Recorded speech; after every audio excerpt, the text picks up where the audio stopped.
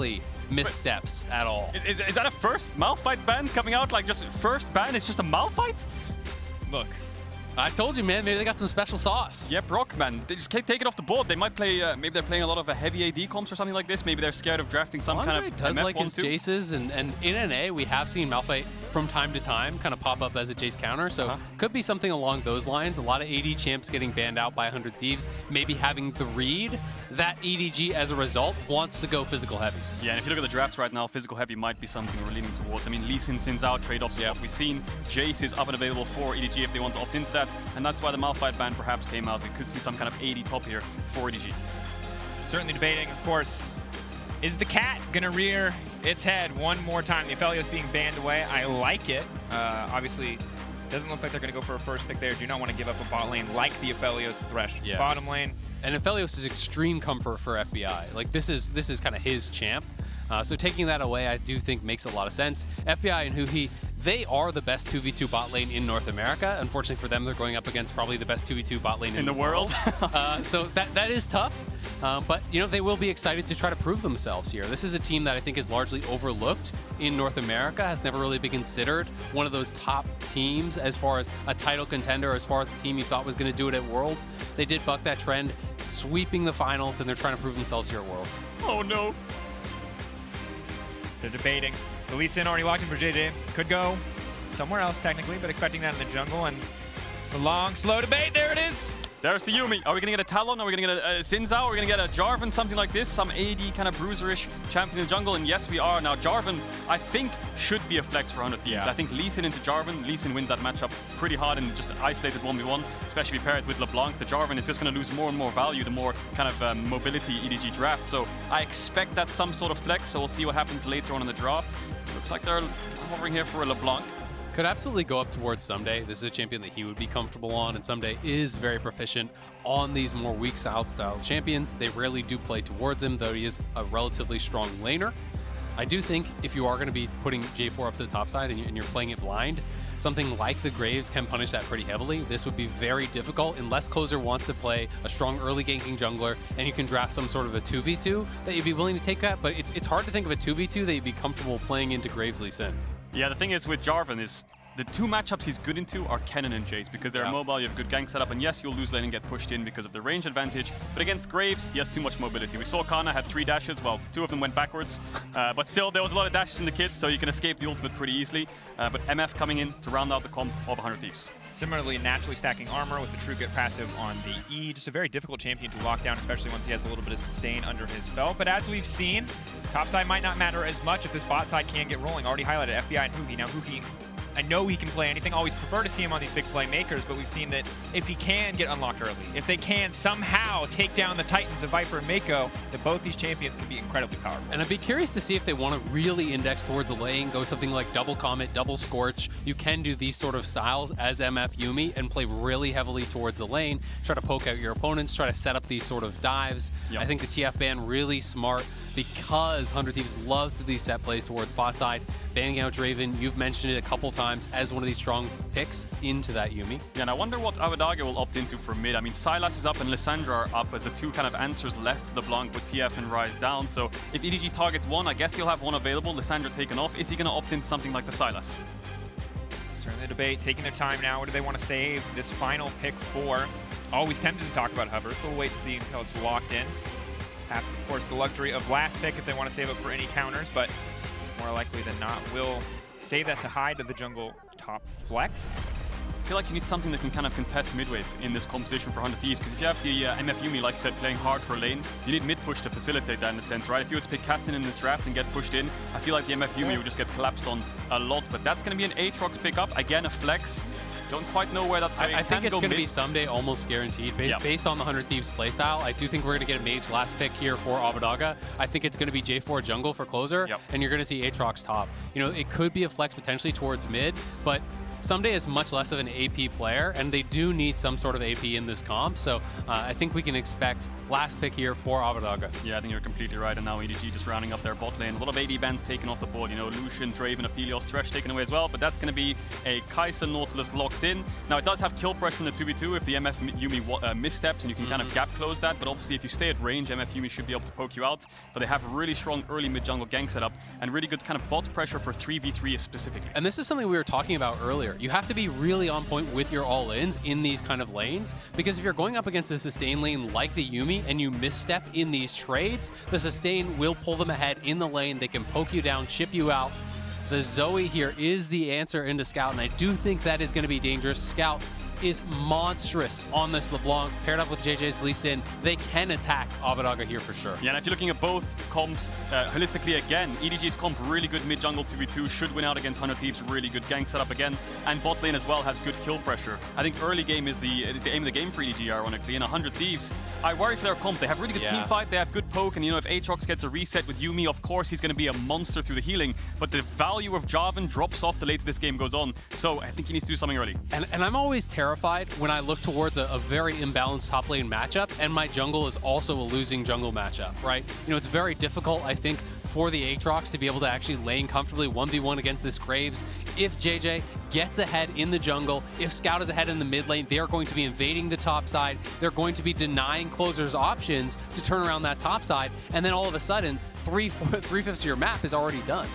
Incredibly high stakes, it feels like, in the early games. May have drafted themselves into a difficult position. Can they perform well enough to get themselves out of it? A big question on our mind. Edward Gaming versus 100 Thieves. 100 Thieves, the first NA representative to take to the stage here in the main group stage. Cloud9, of course, playing later in the day alongside Team Liquid. But have to see how they do. Of course, this matchup will define a lot of the expectations moving forward into groups. 100 Thieves take down EDG here, shakes up the entire group in an instant. Oh yeah, definitely double comment. Look at mid lane, double ignite, double electrocute, right? So there's going to be a lot of early game action going on here. So if you look at 100 Thieves comp, just to finish it off here, if the game is even at 20 minutes, you're probably in a good state. Aatrox, Yuumi on 2 items will be able to take over team fights, of course, right? EDG have a lot of single target damage and not as much engage, but they have really good commit. Whereas, 100 Thieves with the team fight, I think Closer has 2 choices right now. Cover lanes, which are probably going to get pushed in, or look for some kind of early gank level 3, because bot lane's really your only pushing lane.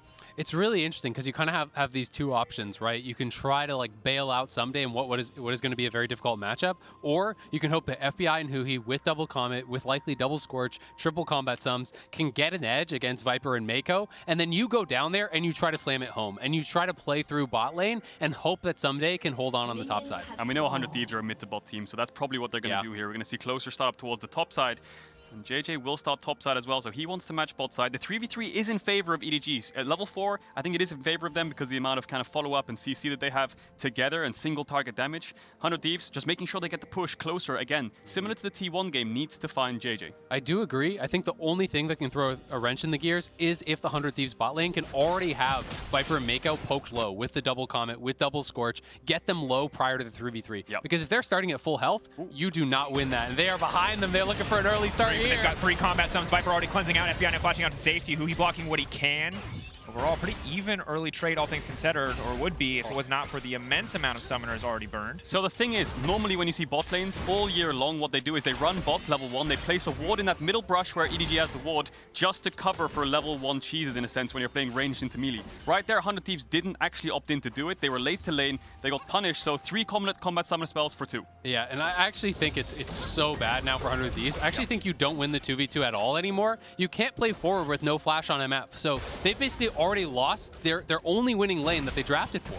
And the big difference here between what we saw in Game 1 and this exact same lane match, because FBI is forced to back away, is that EDG's bot lane did not have to leash. They were already in lane, they were already ready, they forced to fight early, and things already off to a much better start than it was for FPX with the exact same lane in Game 1. Yeah, I thought that was going to be a level 3 gank from Closer, because it's a very common pathing right now in pro play. It's Red, Raptors, Gromp. This is the fastest level 3 you can get in the game, and that's what Closer did, whereas JJ just full clearing down to bot. So Closer, after Wolves, will have a or after Blue, after Wolves, he has to decide when to come towards bot lane, and can he contest? Look at top and mid being pushed in by EDG, and they also have bot prio, which is very surprising.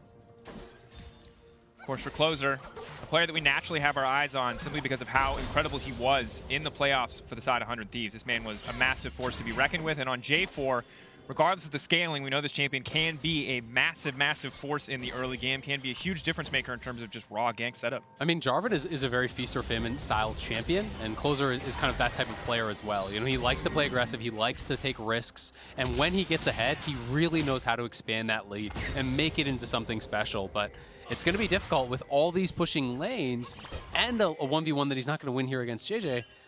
Your options become very limited. Yeah, look what Closer just did. He walked to bot side river, placed a ward on that kind of entrance there and to the left of blue buff, and now he's running towards the top side to clear his Krugs. JJ is going to get a double crab because, yeah, again, EDG, 3 pushing lanes, so powerful. JJ is actually going to be the one who has to find Closer, I think, with these pushing lanes, but EDG, like we talked about in draft, have a lot of mobility on the top side of the map. Lee Sin, LeBlanc, and Graves is so hard for Jarvan to kind of lock down.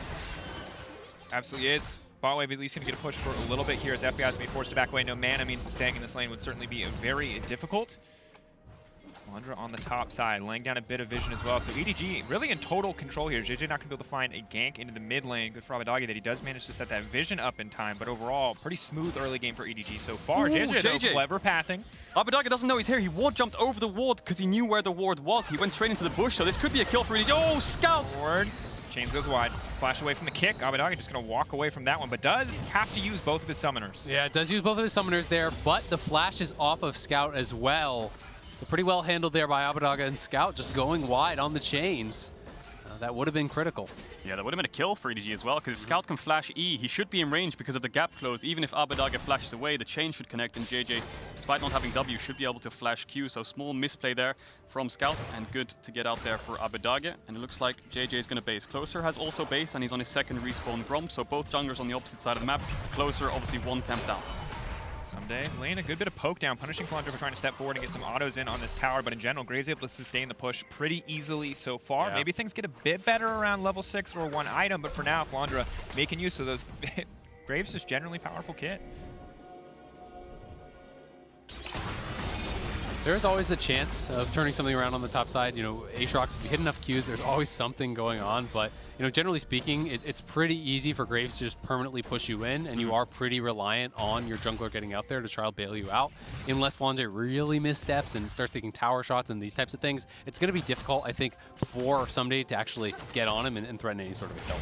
Yeah, and like we talked about from the draft, EDG kind of needs to look for something in the early stage of the game. First 15 to 20 minutes, they need to find some kind of play. For now, not much has happened just yet. 100 Thieves' summoners have come back up, so have EDG, so they've weathered the storm in bot, and both top laners have TP'd back to lane, so EDG getting Abbedagge's flash is big. Maybe if they can get Mako out of lane, they can start to punish that. And I think, you know, both teams now are going to try to focus where their strengths are. You know, for the first time in the game, really, 100 Thieves can play a bit more aggressive on that bottom side because FBI has his flash. So EDG can't just find a free all-in. They can try to push a bit more aggressively, try to poke out their opponents, see if they can set something else up. We can see Closers hanging around on that bot side, and they have vision of Flandre, who popped that vision plant up on the top side, so they know where he is. Yeah, and we talked about both these teams being bot-centric teams. You can see that both junglers just constantly hovering down towards bot side. Flandre is actually doing a lot for the team right now. You know, the deep wards on top side, it's process of elimination. If Closer is not showing top side, he's obviously down towards the bot side. So EDG have more information to work with, but they don't know for certain where Closer is until he steps over that ward on the red buff.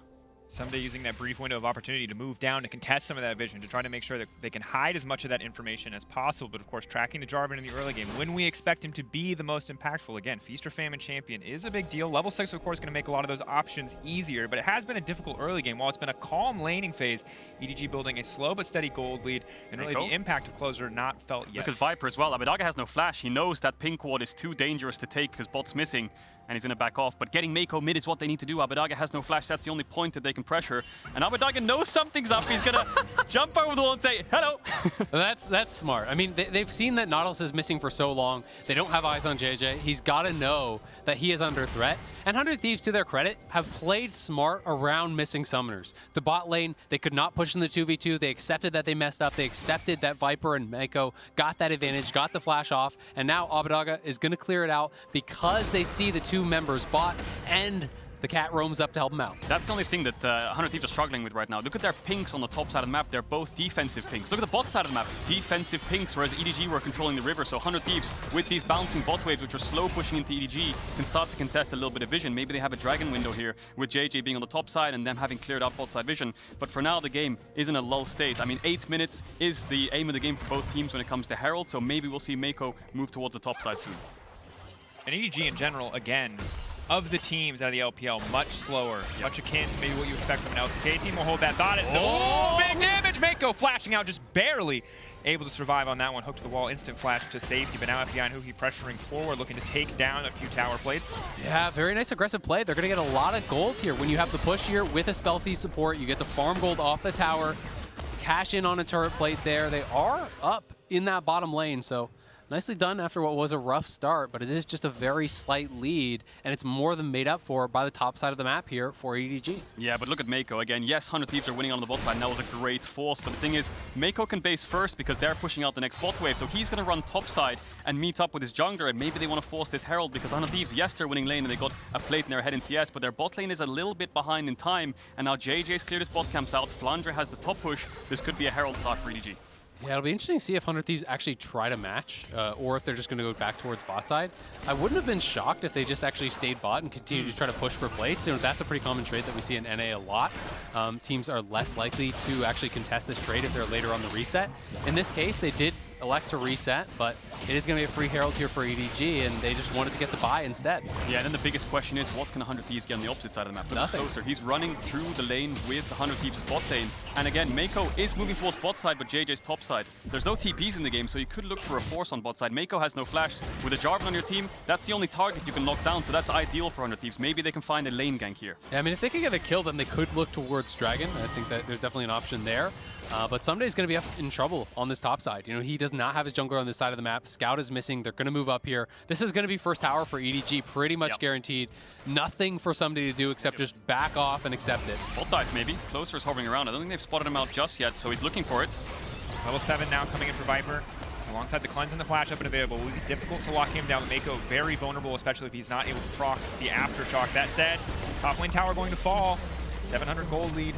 Now 1,800 in favor. 2K actually in favor of EDG. Flag and drag forward. That's going to be the Yuumi ult now coming in. They're really trying to burn this target down, but in the meantime, it looks like Viper's going to try to finish the kill. One more auto's going to do it, and now it's Huhi all on his lonesome. Viper not going to overcommit, but just a 1-for-1 on the bottom side. That felt like they just were feeling a little bit of pressure. A little bit of pressure to get something done. They know that they're losing the tower on the top side. They know that they haven't got any ganks down, and it's not really a good trade. It's a kill on the Yuumi, you know, on the enemy support for giving Viper here a kill on your jungler. They are trying to push him off. They are trying to continue farm plates.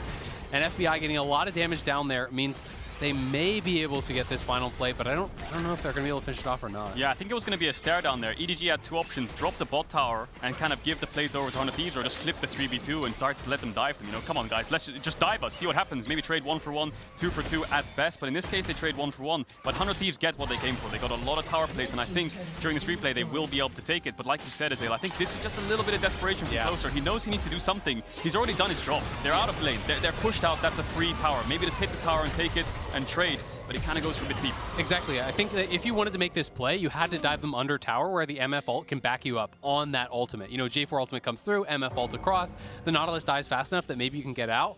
But they just, I think, are feeling a little bit of pressure there. Closer has not been able to get anything done. He knows that he's behind in farm. He knows that there's plays happening on that top side.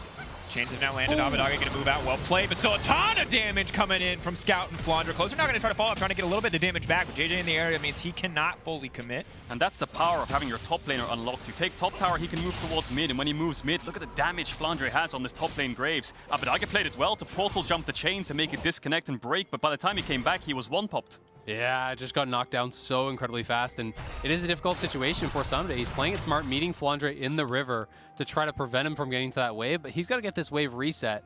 Closer is up there to try to give him a little bit of safety, but I mean, when you lose that tier 1 and you don't have a lot of wards, it's very scary pushing out these waves. Oh, JJ for FBI, but he wasn't quick enough, and that means he's just instantly taken down. Oh, that was clean. FBI had flash, but JJ, lots of gap close, Q's the creep, ward jump, and then kick flashes. FBI wasn't ready for that one.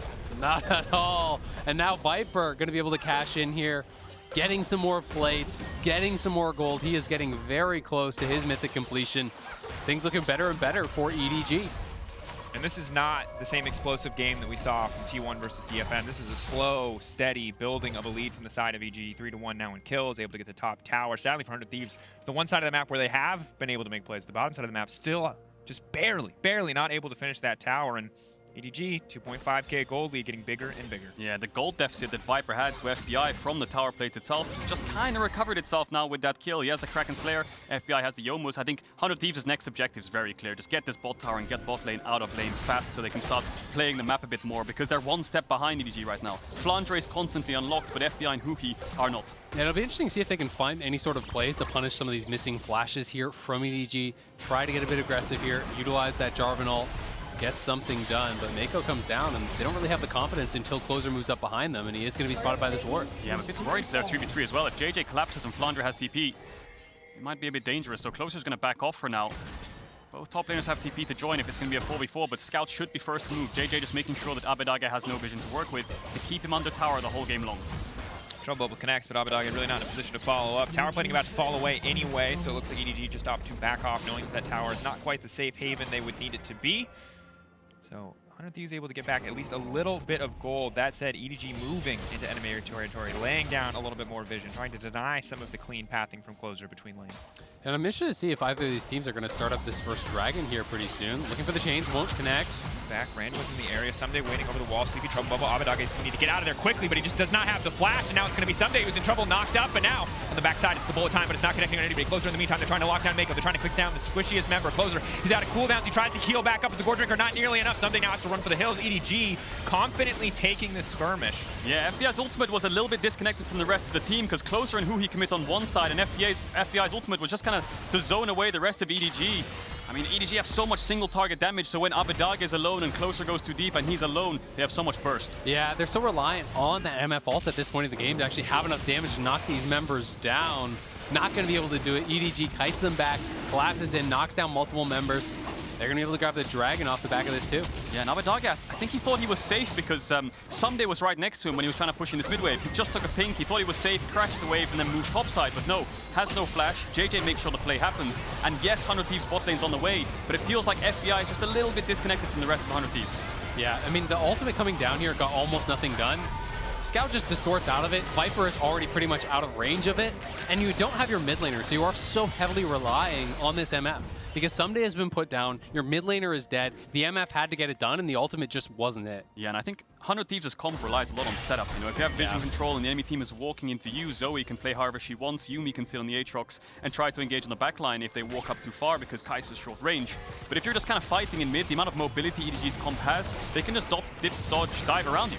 And the thing is, if Closer burns his combo and somebody isn't dead, FBI needs to be there to follow up. Abedaga needs to be there to follow up. After that, that's all he's got in the tank. Someday needs time. He needs to not only land the perfect Qs, but he needs to land a few of them if he really wants to shred through these squishier members, because it's just unlikely that he's going to have access to highly mobile members like Scout, like Viper, without some kind of crazy flank or perfect setup. Absolutely. I mean, he's put in a losing matchup. He is going to be down on gold as a result. He's not strong enough to really get it done on his own. So they do need that setup, as you're talking about. You know, allow Zoe to poke members out before you go for the hard engage. Be able to get that good MF ultimate where you have someone locked into that J4 ult. You have to feel for Abedaga. He's 0-2-0 right now on the Zoe, but he's really not had that much to work with. JJ's been hovering around mid constantly. Flandre came to his lane, and Mako's been constantly roaming up there. And 100 Thieves' draft doesn't really allow them to match too much. So they're going to lose this mid tower from the second Herald. Arrow charging now coming in. Someday waiting over the wall, but not really a lot to commit for there. They're just going to grab what little gold they can from killing the Herald, clear the wave as well. 100 Thieves, hard to know what the next best option is for them. They catch someone out here. Mako potentially overextended could be a small advantage. No flash. Now he's going to commit. Is he going to go for the Hex Flash over the wall? Already started the channel. Oh, we love to see it. Do you? Do you? As someone who always gets hit before I start that channel, yeah, I like to see it work. Yeah, that was slick from Mako. It's going to be able to scoot out of there, no problem. Yeah, Closer loses the ultimate as well, so now 100 Thieves lost a lot of engage tools, so they're going to back off, and EDG's next objective is going to be that bot tier 1 or play towards topside to help Scout get this top tier 2. Yeah, and when Scout gets out into the side lanes, into the jungle, denying vision, he is terrifying on this LeBlanc. He is such a good playmaker, so adept at finding picks, at taxing resources, denying enemy vision. And you can see he's playing with that sweeper, wants to be able to create these pockets of darkness that 100 Thieves are just terrified to go into. Doggy waiting over the wall. Maybe hoping to catch a Viper here. Big initial damage can come in. Sleepy Trouble Bubble will not connect. Mako can now walk up the tank and just barely skirting the edge there, but now the knocker comes in from Closer. Big bullet time to connect to Mako. Mako gonna take it down with Scout over the wall and right back out. TP into the back line. Flandre now stepping forward. Smokescreen. Waiting on that one. Flandre now backing off. Takes a lot of damage just to TP forward. Scout using the clone to body block to make sure no one else gets caught out by the poke. And EDG potentially overcommitting there in the jungle. Yeah, it's a 1-for-1, but you can see the difference of 100 Thieves' comp when it's just a straight-up defense over vision. They have vision first. They see EDG first. They're the ones to pull the trigger first. And FBI had a much better position there with the bullet time. So yeah, much better setup there from 100 Thieves. It gets them a kill, but in the end, it is a 1-for-1. Just the 1-for-1. There was no J4 ultimate. Could have looked a little bit better potentially if he had that. Yep. I think Closer is behind enough that I wonder if it's just better to go pure tank from here instead of even go Sterix. You know, just whatever you can to survive. Buy an early stopwatch. Try to be as durable as possible. I don't think he's going to be any sort of a damage threat at this point in the game, and it's feeling like every time he goes in, it's a one-way trip.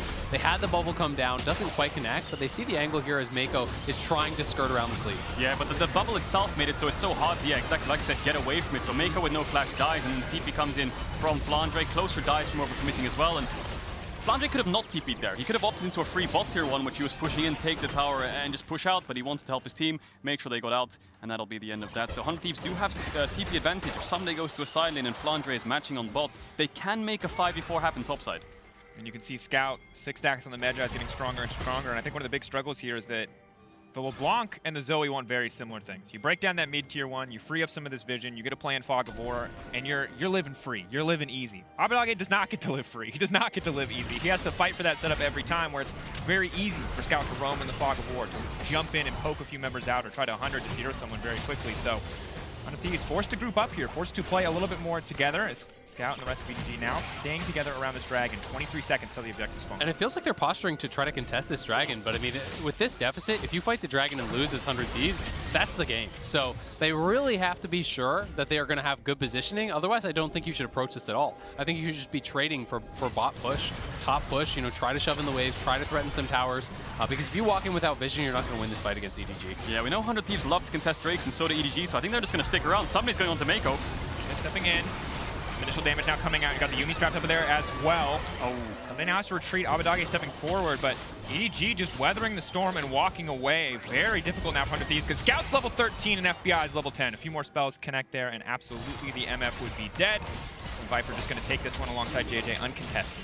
I mean, one of the things that you'll notice a lot when you watch EDG in the LPL, and they did it here too, is they like to play teamfights with this kind of, you know, concave. They go into this kind of half semicircle, basically, where they're kiting back, they're all pulling back in different directions so that you can't get an engage on multiple members at the same time. You know, they all pull back, and as you choose one side to attack, the other members then close back in and start hitting you from the other side. And that was kind of a perfect example of that. You know, Viper, Scout pulling back as you're engaging in on one side, the others start to collapse and attack. Yeah, like I said, we saw it right there, and 100 Thieves had one opportunity to kind of find their way into Dragon Pit. They had no vision, they thought they found a pick onto Mako. They commit 3 ultimates to do so, but the second he hooks away, that's it. It's lights out, you can't contest that. Just go to the opposite side of the map and drop the Drake. It's only the second dragon though, and it's going to be a Cloud Soul, so not the end of the world for 100 Thieves, but they will need to contest the Soul point, but that's around 9 to 10 minutes away. Scout now stepping in. Dipping, ducking, diving. Abbedagge laying down a little bit of damage. Ignite's being traded back and forth, leaping in. Stolen Ignite as well, but Scout make it out from that one. Ignite ticking and burning, but the melee minion will not be able to finish the job. Scout taking the 1v1. That was a lot closer than I thought it would be, but Scout, I think there he flashed W'd on top of Abe, so he couldn't flash away. If Abbedagge got the portal jump back and flashed Scout's distortion forward, then he probably would have lived and won the 1v1, but Scout just flashed W's instantly the second he lands and stops the buffer from happening. Though, now committing in the mid lane. Viper. He's just going to walk away from that one. 100 Thieves feels like a little bit grasping at straws here, just trying to find anything on the map whatsoever as they are almost 6,000 gold down. We take a look back at this 1v1 from Scout's perspective. Yeah, you can see Abbedagge has a heal. Scout dodges away from the bubble, the Ignites come out, but then it means Abbedagge can pick up the Ignite. Here we see it now, flash forwards and W the second he portal jumps forwards to stop him from being able to flash away. There's a little bit of mind games going on there in the 1v1, but it was very well played by both of them. Yeah, it was actually incredibly close. You know, I thought when we panned over to that Scout was just going to dominate it, but Abbedagge making it very, very tight there. We'll see if they can get anything from this. With Magi's on Scout, it gets even more important to try to shut down this LeBlanc, who is really kind of getting away with this game. Stepping in, JJ just going to back away. FBI, of course, now level 11 finally means the second rank in the ultimate, that much more effective in any potential fights to come. But with Flandre at level 14, Scout at level 14, it is going to be difficult for the MF. Now what we're going to see is the Baron setup. Hang on, JJ. He's looking at Abbedagge. Bubble connects, but he should be fine with the Blast Code. Okay. Good damage onto the Lee Sin, now chunked out. So what the EDG are doing now is Flandre pushes out bot and then he moves mid, so that means they have a numbers advantage. Now if Someday doesn't catch bot wave, then they can leave the wave to die, so they're winning out in gold. Otherwise, they can start to force on the top side of the map, and that's how you get the Baron setup. You push in bot and move mid, you push in mid and move top. The enemy team responds to waves, or they respond to you, and that's how you decide what to do next.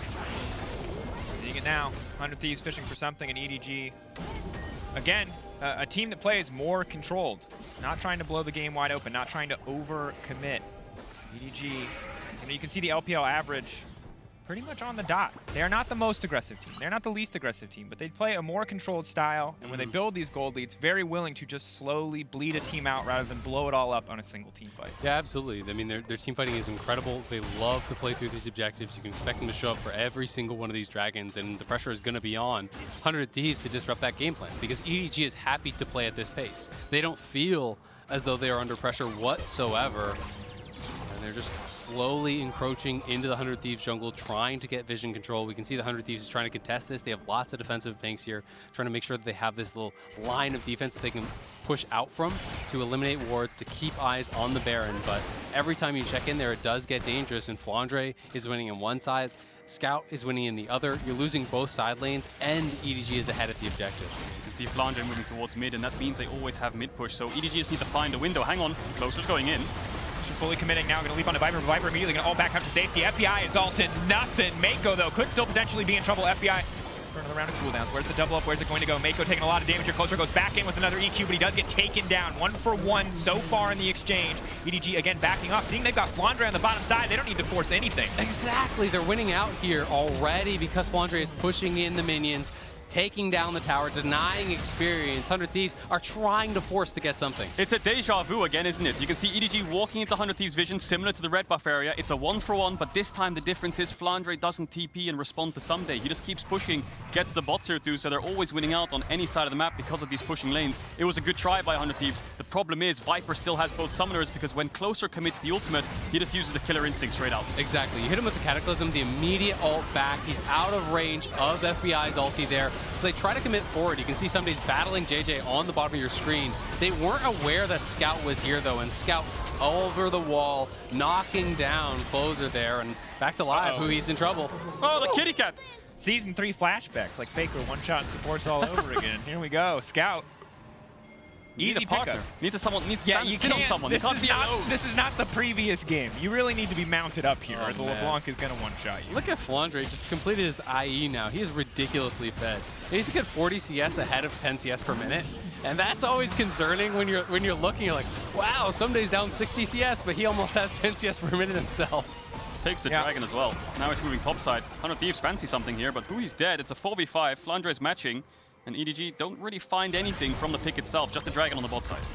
Trouble goes in, zones Flandre away from the fight for a brief moment. Mako could be the one who's in trouble. They're now fully committing onto the Nautilus. Ulti and knockups now coming in. JJ gonna land the kick, but they're waiting on the engage now. Abbedagge immediately taken out and off to the side. FBI completely isolated, but Closer trying to save the day. FBI not getting hit by the kick. Maybe they can get something done. Huhi now coming in. Someday goes golden, buys a brief moment, but there's just too many members standing. Of EDG, run, Huhi, run! There's nothing here for you. But maybe there is. Huhi, the turn, the 1v1 we've been waiting for. Not enough. JJ with the quadra kill. Massive plays from EDG. Huge team fight kicks off, and Huhi arrives a little bit too late, just gives over a quadra to JJ. Viper lives through that whole fight despite being in the middle of everyone from 100 Thieves. And that fight kicked off in such a funny way because Flandre and JJ were debating running through the bubble. When one found the path, the other decided to follow. And so much of it about just Scout and how he's positioning himself, getting behind 100 Thieves. So as they engage forward, their backline is exposed. He lights them up. EDG have blown this game apart. 100 Thieves were trying to hang on for the last 20 minutes. And this feels like that nail in the coffin here, getting the Baron, getting the ace, and really EDG is just monumentally ahead now. Yeah, Scout building towards the Rabadon's death gap. 100 Thieves have just been trying to juggle these losing lanes and trying to find some picks in their own vision. But once your own vision is broken, the whole map starts to fall apart. You can see it there. 5 kills straight across to EDG. They lose towers, they lose Baron, and now EDG can get the setup already back on the map. Viper now setting up again alongside Mako. excited to look back at that in the new Axe Effect replay. Look at the bubble. Look at Flandre and JJ. They're standing like, can I pass that? I'm not too sure. JJ goes, and then Flandre's like, okay, I'll follow. And then the second Scout. they engage, Viper dives in. Yeah, I mean, Scout and Viper just into the back line. Really fast flash actually there from Avadaga, but the ulti distortion closes the gap. Viper has ulted in as well. The immediate kill on Avadaga really limited any chance they had in there. And you can see on live, TPing in, looking to knock down the inhibs here. Yeah.